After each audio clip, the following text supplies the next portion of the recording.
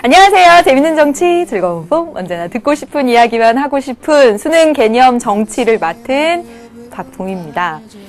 지금 김건모 씨가 부른 You Are My Lady 왜 영어만 You Are My Lady가 나오고 있습니다.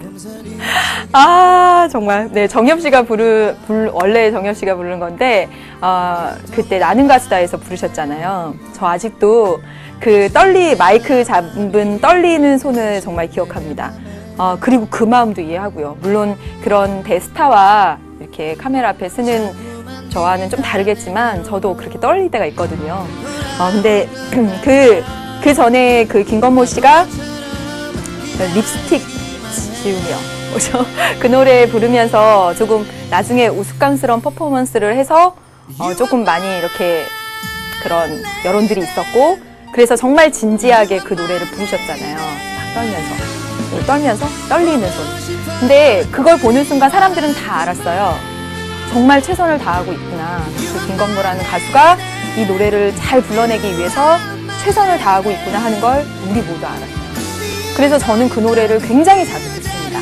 김건모 씨가 부른. 제가 오늘 하고 싶은 얘기는 뭐냐면 여러분이 최선을 다하고 있는지 아닌지는 제3자가 보면 다 압니다. 선생님이 한 번은 어떤 일이 있었냐면 정말 무슨 간단한 서류였어요. 그래서 뭐 그냥 몇 자 써서 내라고 그러길래 제가 이제 대충 썼죠. 그리고 제가 아는 사람들 걸 걷어서 이렇게 내야 됐었어요. 그래서 다른 사람 거를 이렇게 딱 걷어서 이렇게 딱 봤는데 정말 간단히 써서 내라는 거였거든요. 그런데 그 사람은 정말 예쁘게 이렇게 편집을 해가지고 정말 성의 있게 쓴 거예요. 한 장의 서류지만. 딱 한 장의 서류를 보고 제 거랑 그 사람 걸 딱 보니까 최선을 다했는지 아닌지 정말 알겠더라고요. 정말. 여러분이 아무리 작은 역할이 주어지고 임무가 주어지더라도 그것에 대해서 어느 정도의 열정을 다했는지는 다 압니다. 그러니까 여러분은 선생님처럼 그렇게 경험을 통해서 실수하셔서 그러지 말고 주어진 일이 있으면 항상 누가 봐서가 아니라 그냥 정말 할 수 있는 한 최선을 다하는 여러분이 되길 바랍니다. 늘 잔소리꾼이군요. 오늘도 역시나 뉴스를 한번 보면서 이야기를 하도록 하겠습니다. 볼까요? 네. 선생님은 정말 많이 체감하는 건데 여러분들은 아마 아직은 그럴 거예요. 그 심야에 12시부터 2시 사이에 택시를 잡기는 정말 힘듭니다. 그때는 진짜 밤이 늦었기 때문에 빨리 택시 잡아서 들어가야 되는데 잡기가 너무 힘들죠. 택시 승차 거부 문제입니다. 일부러 모른 척하고 택시가 지나가기도 하고요. 일부러 예약이 돼 있는 척하고 지나가기도 합니다. 2010년도에 택시 승차 거부로 신고된 사례만 15,000건이 넘는다라는 지금 뉴스가 나오고 있습니다. 그 시민들의 그 발을 묶는 거고 불편하게 하는 거잖아요. 그래서 서울시가 대대적으로 나서가지고 택시 승차 거부를 하면 뭐 벌금, 나중에 면허 취소까지. 그리고 콜택시 시스템을 잘 운영하고 있는 회사에는 뭐 수수료 인하도 해주고 이렇게 하겠다라는 대책을 발표를 했습니다. 자자자자자. 사회는 정말 많은 문제가 있습니다, 여러분. 그 문제를 해결하기 위한 많은 수단과 그런 것들이 있죠. 제도들이 있죠. 오늘 이 시간에 바로 그런 수단과 그런 제도들에 대해서 공부를 하려고 합니다. 갑시다. 네. 오늘 이 시간에 여러분 그건 혹시 아세요? 2단원의 처음 시작인 건 아세요? 지난 시간까지 해서 10강까지 해서 30강 중에 10강을 1강에 집중 투자를 하신 거는 기억하십니까? 여러분, 2단원 처음 시작은 정치과정과 공공정책 결정입니다. 그리고 여러분 교재로는 63페이지가 되고요. 선생님은 크게 보고요. 들어가면서 공부를 하는데 이해하는 거 너무너무 중요하다고 생각하고요. 이해. 사회를 단순 암기 과목으로 만들어버려서 여러분이 재미없다고 생각하는 일은 전혀 없게 하고 싶습니다. 재미있게 하셨으면 좋겠습니다. 1단원 한 내용들 전체적인 숲을 한번 보고 정리하고 그렇다면 2단원의 전체적인 숲은 무엇인지 한번 보고 그리고 여기로 이렇게 들어가도록 하겠습니다. 여러분 1단원을 딱 들어가면서 선생님이 그랬었어요. 국가, 정치, 민주주의다. 이 세 개가 주인공이다라고 말씀을 드렸었어요. 기억하시죠? 그리고 여러분이 여기까지 온 거예요. 예, 여러분 1단원의 제목은 시민생활과 정치입니다. 제목 여러분 모르셔도 됩니다. 네, 모르셔도 돼요. 저니까 아는 거죠. 그래도 아는 게 더 좋긴 합니다. 큰 그림을 봐야 되니까. 정치입니다, 정치. 정치가 이루어지는 영역이 바로 어디냐면 국가죠. 그래서 우린 처음에 국가와 정치 생활이라는 중단원을 배웠습니다. 그래서 여러분 국가 관련해서 배웠던 거 노란색으로 쓸게요. 여러분 국가 관련해서 배웠던 거 국가의 성립 요소 가운데 주권 정말 중요했었죠. 네. 그 다음에 국가의 특징 가운데 가장 중요한 특징 강제성. 또 국가 성립 이론 가운데 바로 이거 사회계약설. 여러분 공부했던 기억이 새록새록 납니까? 네, 이렇게 공부했었습니다. 예. 시험에 수능까지 날 수 있는 그런 주제들입니다. 그리고 정치로 갔죠. 그래서 정치의 의미가 뭐지? 넓게 보고 좁게 봤었어요. 그래서 국가현상설, 집단현상설 이야기했습니다. 정치의 의미와 그리고 정치 권력. 그리고 이 정치 권력은 바로 힘이기 때문에 정당해야 된다. 정당성 했었습니다. 그렇죠. 이제 여기까지 했던 내용들이 바로 1단원의 일이었습니다. 두 번째로 넘어가서 민주주의의 이념과 원리를 공부했습니다. 무엇이든지 국가 들어가면 국가의 의미 보고 정치 들어가면 정치의 의미 보듯이 민주주의 들어가면 민주주의의 의미 봐야죠. 의미 몇 가지 있다고 말씀드렸습니까? 3가지죠. 3가지인데 그중에서도 잘 시험 문제에 나오는 건 3번째 생활 원리로서의 민주주의였습니다. 그래서 특히나 그 가운데서도 다수결, 관용 잊으면 안 되죠. 그렇죠? 민주주의의 의미 봤습니다.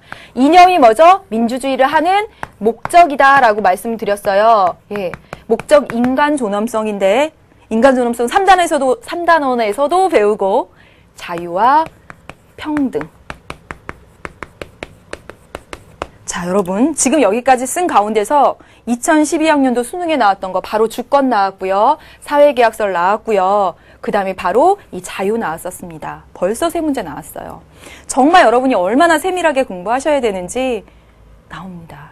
자유 나왔습니다. 소극적, 적극적 했던. 그리고 민주주의의 원리, 민주정치의 원리가 바로 민주주의를 가능하게 하는, 목적을 실현하게 하는 수단이고 제도다라고 했습니다. 몇 가지? 5가지 나왔죠. 국민주권, 대의제, 권력분립, 지방자치, 입헌주의였습니다. 이 가운데 뭐 나왔어요? 권력분립 나왔습니다. 수능에 나왔어요. 2012년 수능에. 벌써 4문제째 오고 있습니다. 5가지 줄줄줄줄 기억할 수 있어야 되죠. 선생님이 억지로 암기하지 않고 이렇게 연결해서 이해하게 하는 그 개념도 그렸습니다. 기억 안 나면 큰일 나요. 네.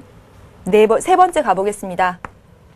3번째 뭐였냐면 이쪽으로 갈래요? 네.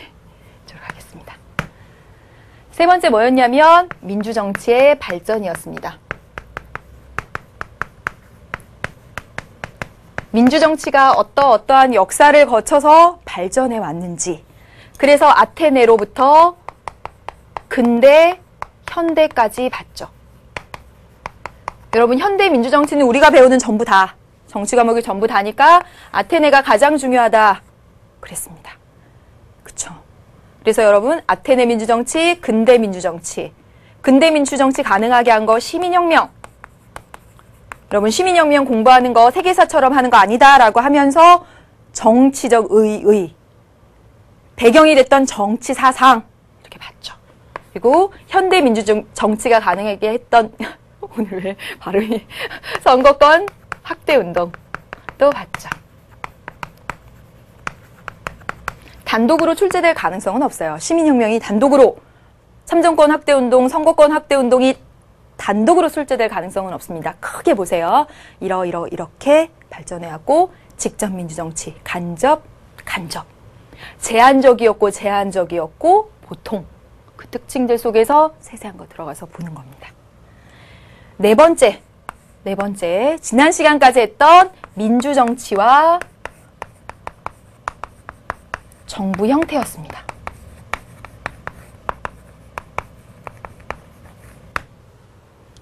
민주정치 형태로서 뭐 배웠어요, 여러분? 직접 민주정치와 간접 민주정치 배웠습니다. 현실적으로 뭐 할 수밖에 없는 상황에서 간접할 수밖에 없는 상황에서 간접할 수밖에 없는 상황인데 대표를 통해서 대신할 수밖에 없는 상황인데 그 제도 자체에 한계가 존재하죠. 대표를 통해서 대신 걸쳐 가니까. 그래서 정말 중요한 게 뭐다? 참여다. 참여를 통해서 보완할 수 있는데 바로 직접 민주정치적 요소들을 넣어서 민주주의 요소들을 넣어가지고 어디다가 간접에다 이거 넣어서 그래서 우린 이거 뭐라고 불러요? 혼합이라고 불렀죠. 혼합. 또 전자민주주의 통해서 이런 간접민주정치의 한계점들을 극복할 수 있다 했습니다. 이제 정부 형태 기억나시죠? 선생님이 전형적인 정부 형태 두 가지 있다고 했죠. 두 가지. 의원 내각제와 대통령제 두 가지 있다라고 말씀드렸어요. 그런데 어떤 나라도 이 전형적인 정부 형태랑 똑같이 가지 않는다라고 했어요. 이거 권력 융합형, 이거 분립형입니다. 거기서 각각의 특징, 장단점까지 이해하세요. 이해. 그리고 나중에는 암기가 되어야죠. 네. 그렇죠? 그래서 이 전형적인 정부 형태가 두 가지고 우리나라는 바로 대통령제의 의원 내각제적 요소가 있는 것이고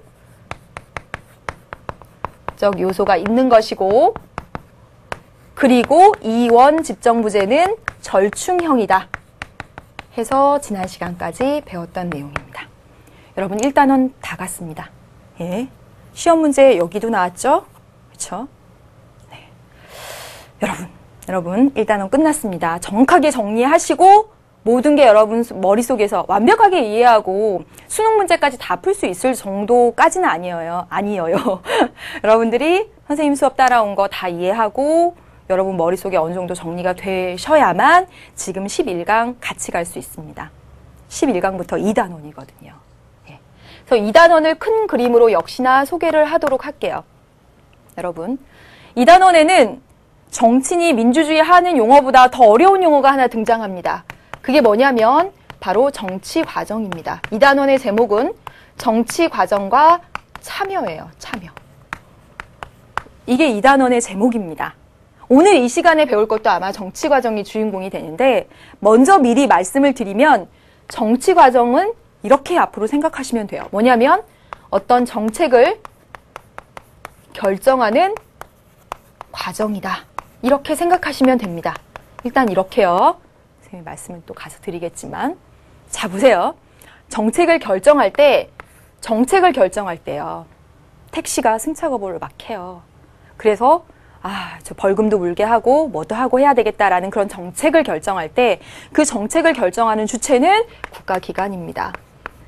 그렇지만 현대 민주주의 사회에서는 국민들이 정말 다양한 방식으로 서로 간에 상호작용을 합니다. 1만 5천 건이나 되게 승차 거부 때문에 힘들어요 라고 이렇게 제보 같은 걸 하고 신고를 하고 그거에 대한 반응 이렇게 왔다 갔다 하죠.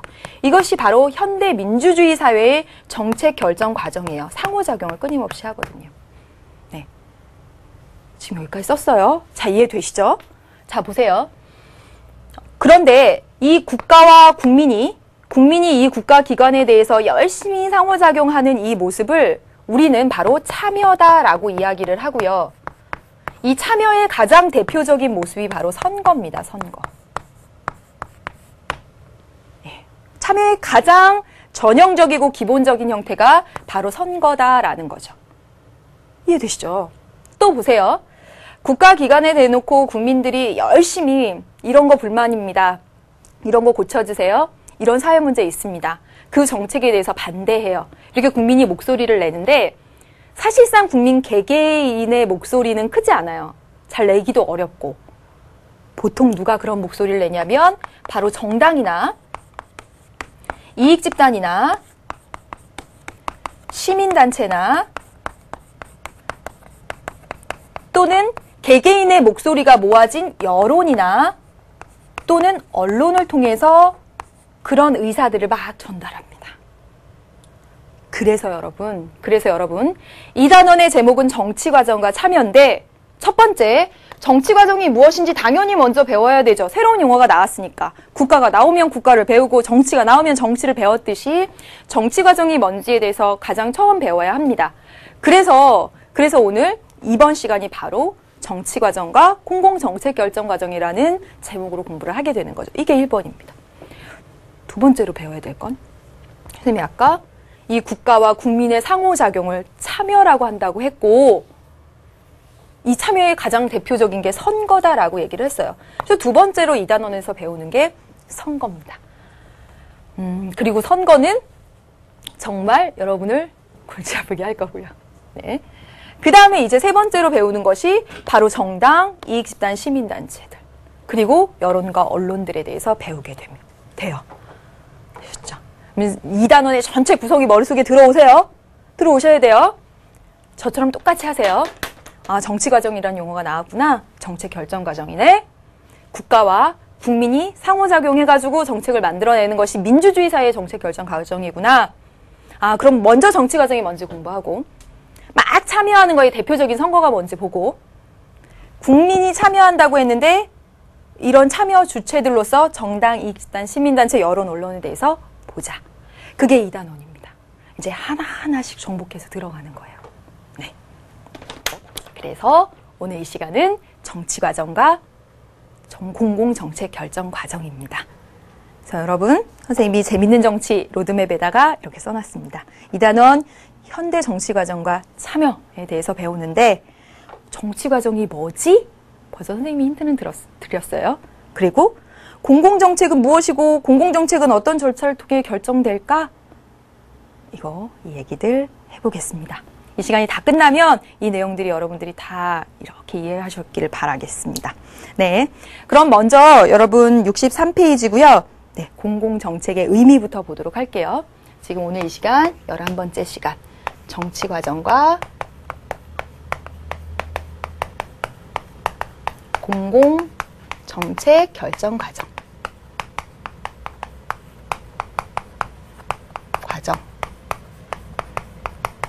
사실은 이거 두 개가 같은 말. 그러면 공공정책이 뭔지 이 의미부터 보고 가야 되겠죠? 네. 1번 공공정책의 의미 정책의 의미를 보겠습니다. 여러분 여기는 이렇게 길게 써져 있어요. 근데 선생님이 의미 단위로 나눠서 한번 써보겠습니다. 공공정책의 의미는 공익을 실현하기 위해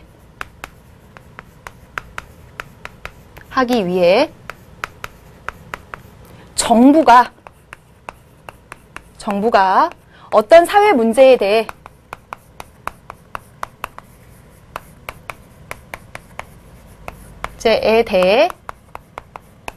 공식적으로 결정한 목표와 수단.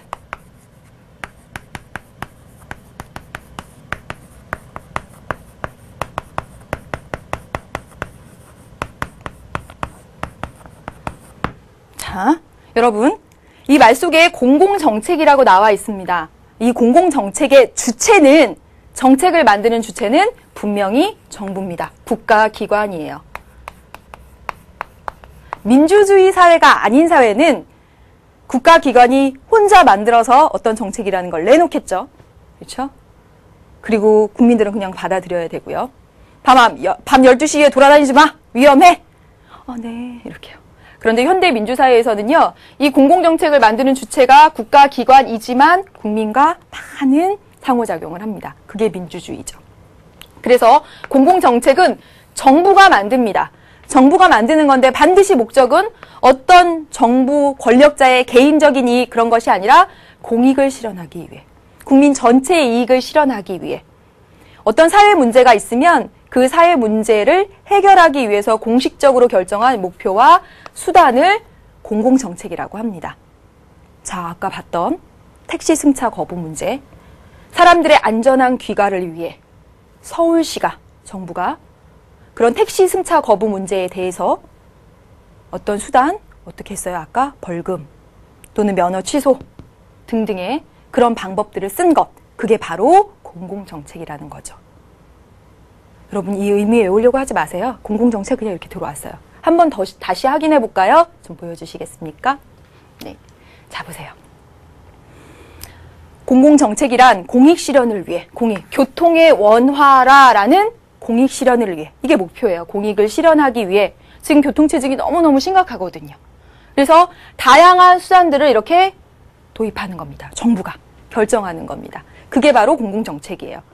우리가 아주 궁극적으로 대학 입학하면 대학 입학하기 위해서 내신 관리, 수능 모의고사 몇 등급 이렇게 중간 단계의 목표가 있듯이 똑같이 교통 원활화라는 원활화라는 목표가 있으면 그 하위 목표가 있어요. 그래서 차량 통행을 신속하게 해야 되겠다. 그리고 대중교통수단을 확대해야 되겠다는 하위 목표를 두고 그거에 따른 이렇게 수단들을 이렇게 만들어요. 이게 바로 공공정책입니다. 차량 통행을 신속하게 하기 위해서 도로를 신설하거나 넓히면 되겠구나. 대중교통수단을 확대하면 지하철이나 버스를 하면 되겠구나. 이렇게. 공익을 실현하기 위해 교통을 원활하게 해서 사람들의 안전한 귀가를 돕고 이렇게 하기 위해 정부가 공식적으로 결정한 수단들, 목표들, 이것을 공공정책이라고 합니다. 여긴 어렵지 않아요. 여긴 기본입니다, 여러분. 지금 63페이지 1번 봤어요, 1번. 여기 어렵지 않습니다. 이제 두 번째, 공공정책 결정 과정. 여기가 여러분이 오늘 기억해야 될 주제입니다. 근데 사실은 시험에 더 잘 나오는 건 64페이지 내용들입니다. 그런데 자 보세요. 공공정책의 의미를 받고 공익을 실현하기 위해 정부가 어떤 사회 문제에 대해서 결정한 어떤 목표와 수단 같은 그것들을 어떻게 결정해 가는지 사례를 한번 넣어가면서 이야기를 하도록 하겠습니다. 자, 볼게요. 두 번째, 공공정책 결정 과정.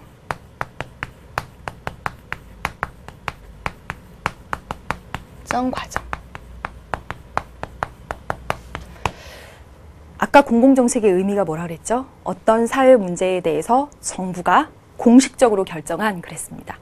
자, 보세요. 사람들이 모여 살기 때문에 정말 많은 사회 문제들이 있어요. 정말 많은 사회 문제들이 있습니다. 지금 봤던 교통의 문제도 있고요. 그 다음에 이혼율 증가에 따른 청소년 범죄 문제.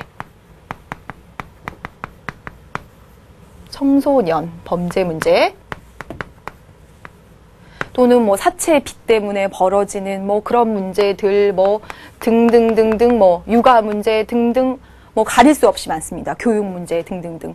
사회에는 이렇게 많은 문제들이 있는데 이것을 동시다발적으로 처리할 수는 없어요. 이 가운데 가장 시급하다고, 지금 현재 가장 시급하다고 여겨지는 것을 하나 뽑아봅니다. 시급하네.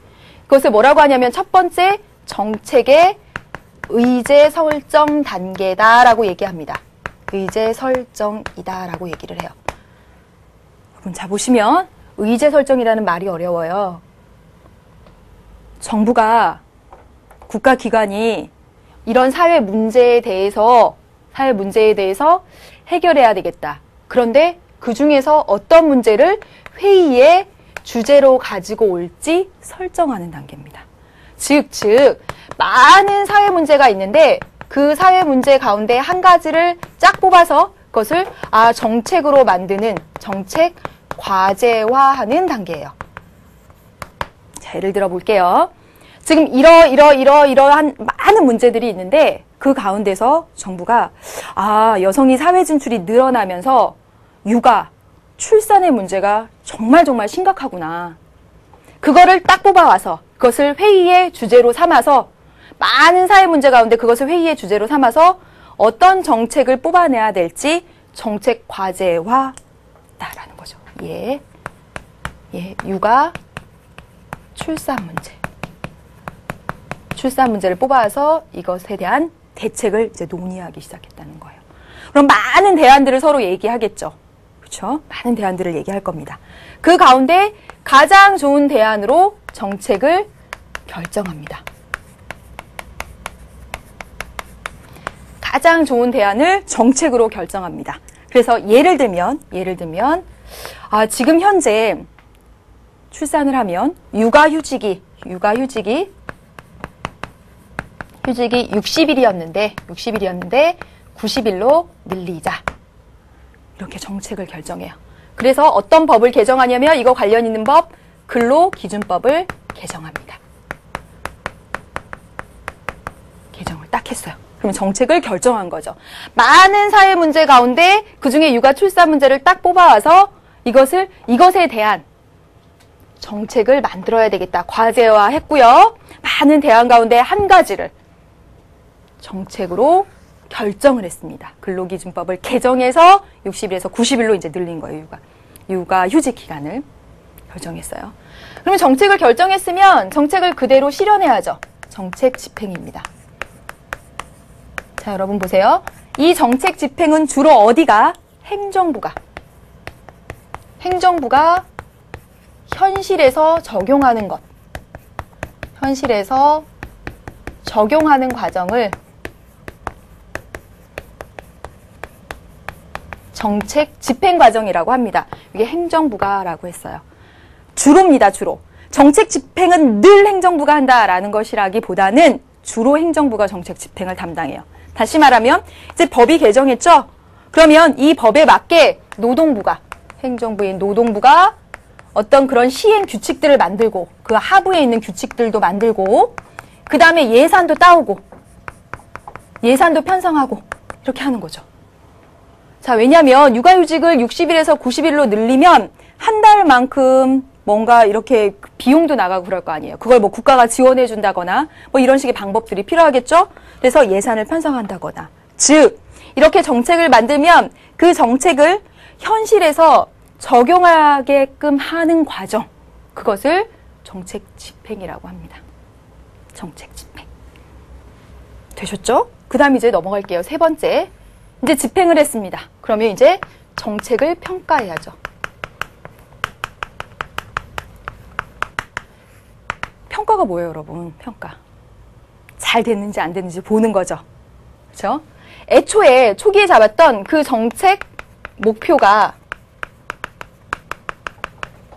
잘 실현됐는지 살펴보는 거예요. 여부를 살펴보는 겁니다. 여성의 사회 진출이 늘어나면서 육아 출산 문제가 심해지고 그거에 따라서 이걸 해결해달라는 목소리가 커지면서 이것이 정책 과제화됐어요. 의제로 설정됐어요. 그래서 90일로 늘렸고 그래서 법도 만들었고 그래서 실제로 현실에서 집행해 봤고 이랬습니다.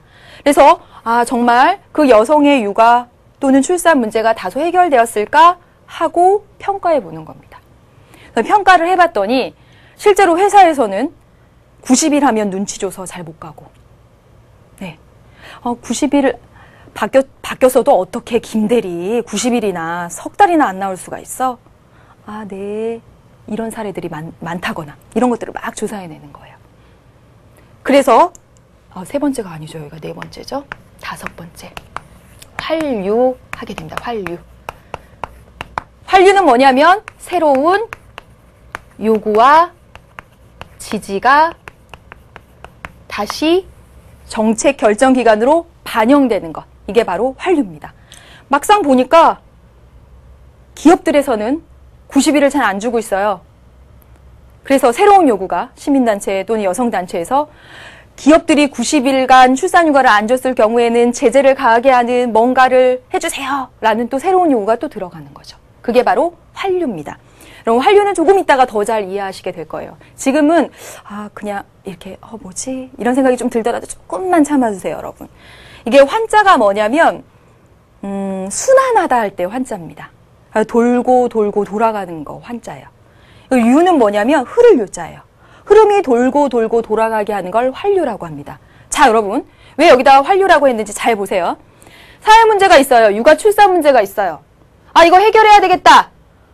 그래가지고 정책을 만들었어요. 근로기준법 개정해서 90일 이상, 90일 이렇게. 그래서 실제로 행정부가 현실에서 적용해요. 적용해서 잘 됐는지 평가해봐요. 그랬더니 실제 기업들은 안 하고 있더라.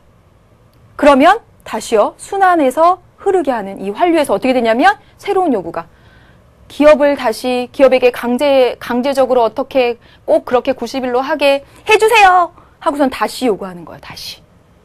다시 요구하면 출산 육아 문제에 대한 뭔가 보완책이 필요하겠다. 또 다시 정책 과제가 되는 거예요. 그러면 기업에 강제하는 요소를 또 넣는 거예요.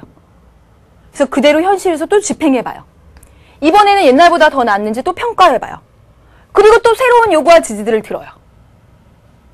이제는 남자도 가족 휴가해서 남자도 집에 와서 출산 육아를 좀 하게 해주세요. 또 그래요. 그러면 또 순환돼서 흐름이 가죠. 그래서 또 저기 가요. 남자들도 왜 여자만 출산 휴가 하냐고. 남자들도 집에 와서 가족 육아 제도를 도입해라. 그럼 또 법 개정을 해요. 가요.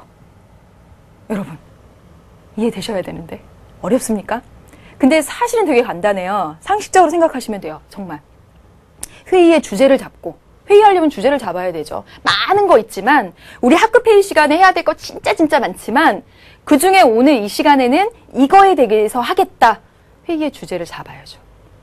그리고 많은 대안들을 얘기하는 가운데 결정해야죠. 어떻게 할지. 그리고 그대로 시행해야죠. 시행한 다음엔 평가해야죠. 평가해서 잘 되거나 잘 못 됐으면 또 새로운 요구가 또 들어가야죠. 돌고. 어렵지 않죠, 여러분? 이 순서는 외워야 합니다. 의제 설정, 결정, 집행, 평가, 다시 환류. 이따 그림으로 한 번 더 이해가 될 거예요. 여기서 진짜 중요한 거. 정책의 의제를 설정하고, 정책을 결정하고, 정책을 집행하는 모든 이런 일련의 과정의 주체는 바로 누구냐면 국가기관입니다. 국가기관입니다. 국가기관 어디? 입법부, 행정부, 사법부, 서울시 하는 그런 국가기관들입니다. 등등등. 지방자치단체 등등등. 그래서 회의의 주제를 설정하는 거 시민단체가 했다. 이런 거 나오면 틀린 거예요. 어떤 것을 정책으로 해서 결정할지, 정책 과제할지 이것도 국가기관이 하는 거고, 정책 결정도 국가기관이 하는 거고, 집행도 국가기관이 하는 거예요. 다만 민주주의 사회에서는 이 과정에 국민들이 다양한 상호작용을 하고 영향을 끼칠 수 있다라는 거죠.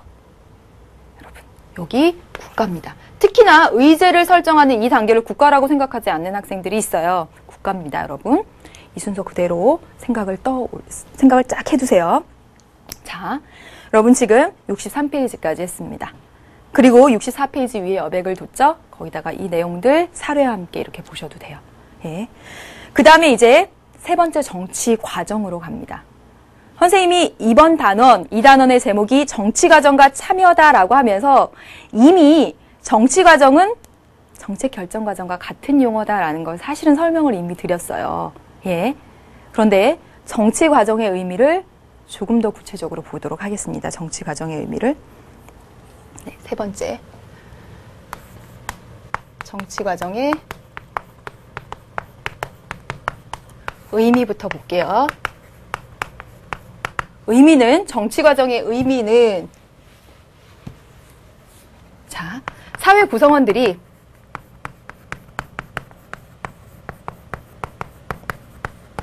정책 결정, 지금 정책 결정 맞죠, 여러분? 정책 집행, 여기에 영향을 끼치려고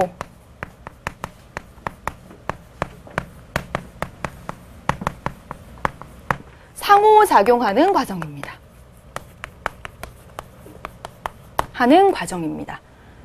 선생님이 방금 정책 결정 과정을 이야기하면서 의제 설정, 회의의 주제를 설정하고 정책을 결정하고 정책을 집행하고 평가 완료까지 갔는데 집행하는 이 과정까지의 주체는 국가기관이라고 했어요.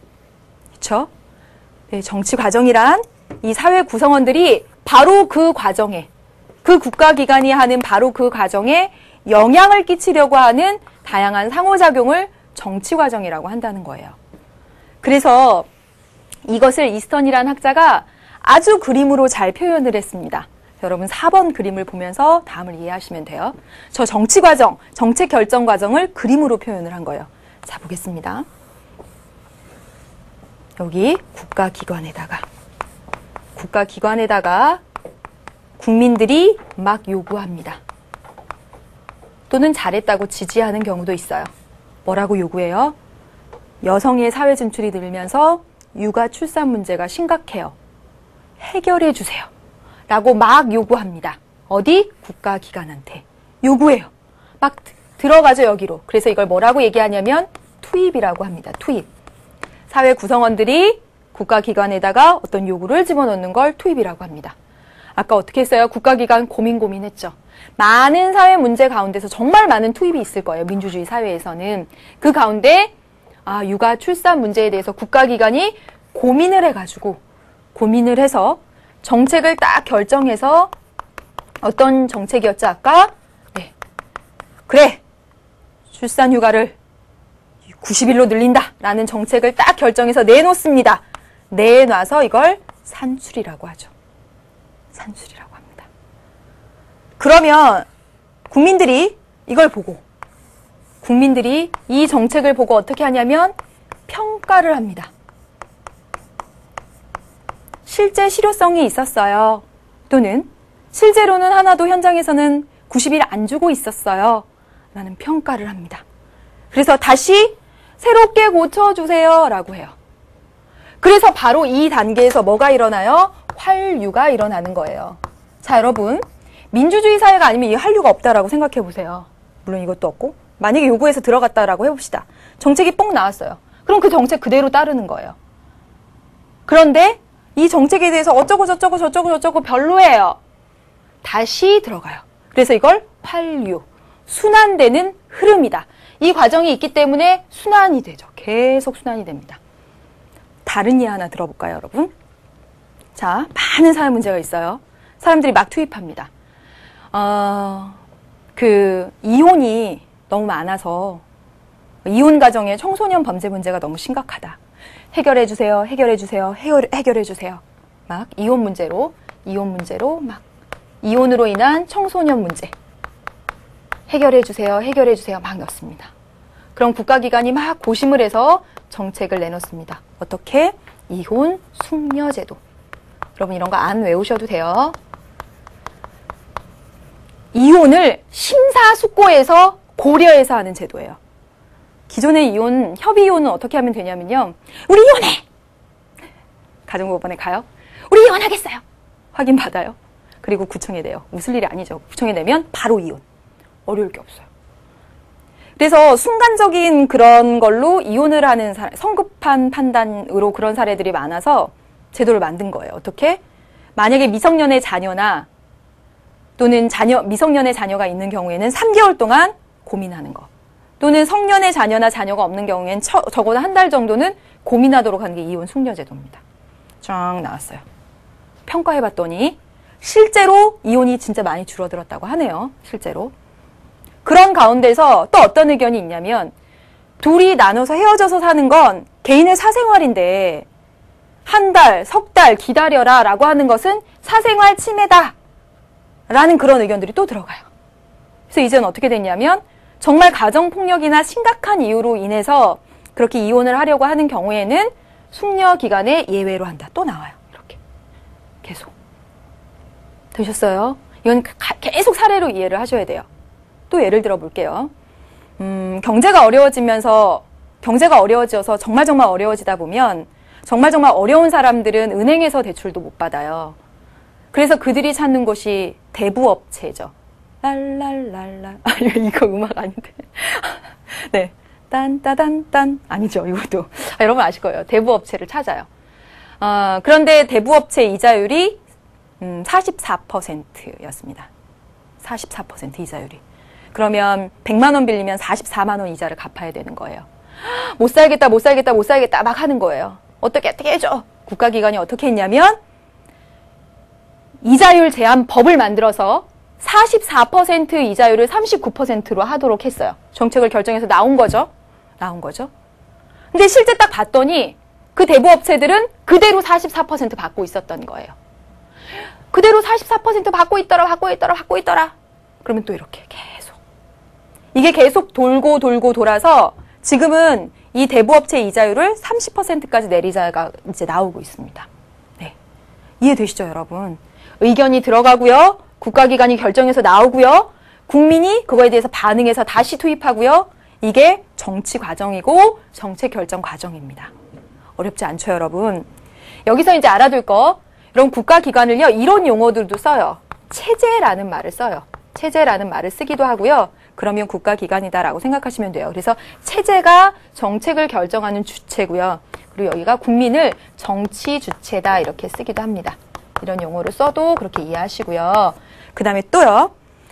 정책을 진짜 결정하는 여기 국가기관이 입법부, 행정부, 사법부가 정책을 결정해요. 그래서 이들을 공식적 정치 참여자, 정책 결정 집단 또는 뭐 이렇게 말합니다.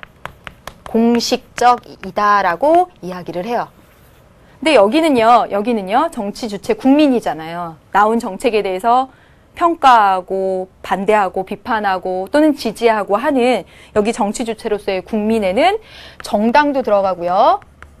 이익집단, 시민단체,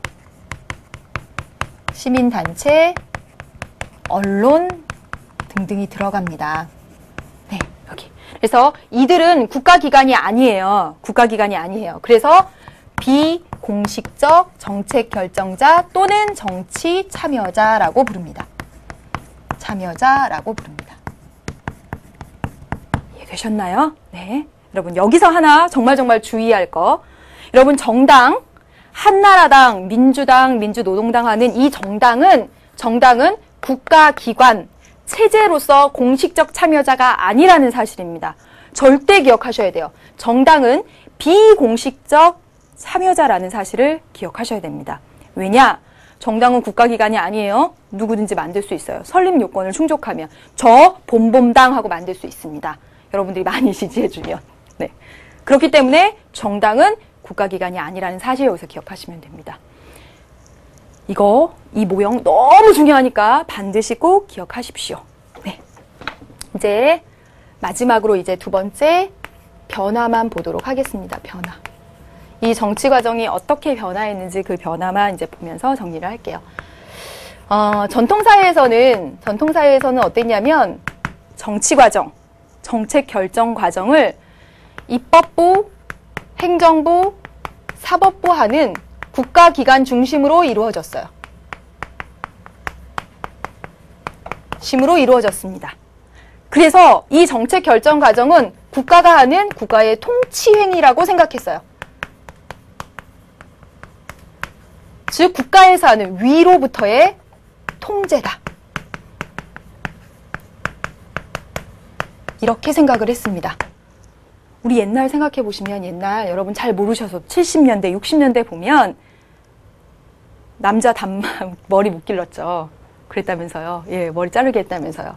입법부, 행정부, 사법부 하는 국가기관이 만들어서 그런 정책을 만들어서 국가가 통치하는 거예요. 그러면 위로부터 우리 통제하면 다 따라야 되는 거예요. 그런 측면이었다고요. 어떤 정책을 만드는 정책 결정 과정이. 그런데 현대를 보면요. 여기 위 아까 선생님이 뭐라 그랬죠? 체제라고 하기도 한다 그랬어요. 국가기관 또는 공식적 정책 결정 기구. 여기는 정치 주체. 자, 보세요. 위로부터의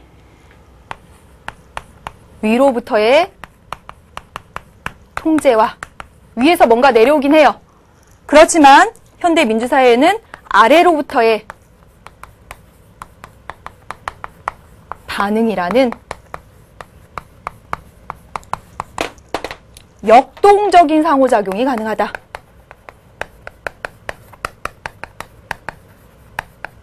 이것이 바로 현대 정치 과정의 특징이죠. 그러고 있잖아요, 여러분. 예. 이자율 39% 내렸어요. 그래도 부족해요. 다시. 그쵸? 네, 그래서 위로부터의 뭔가 정책이 내려오면 아래로부터의 반응이라는 역동적인 상호작용이 현대 정치 과정의 특징입니다. 보면 또 여기 정치 주체를 보면 국민의 영향력이 커졌죠? 국민 참여가 아주 증가했어요. 예전에는 국가기관 중심이었어요. 특히나 의회가 강화된 의회 중심이었어요. 그런데 이제는 국민의 참여가 아주 증가했습니다. 여러분, 그 이유는 현대 민주주의 사회는 보통선거, 기억나시죠? 선거권 확대 운동을 통해서 보통선거권을 획득한 다음에 대중이 정치 참여의 주체가 됐잖아요. 또 과거에는 입법부, 행정부, 사법부하는 국가기관 중심이었고 그 중에서도 특히 의회가 강력했는데 오늘날 현대사회에서는 이 국가기관에서 정책을 만들어내고 이제 반응을 하는데 이 국가기관 중에서도 특히 행정부의 영향이 커졌다라는 점입니다.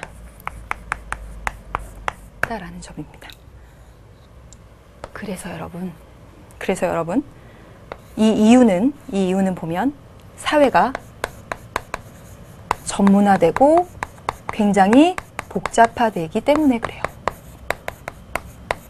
무슨 얘기냐 하면, 자 보세요.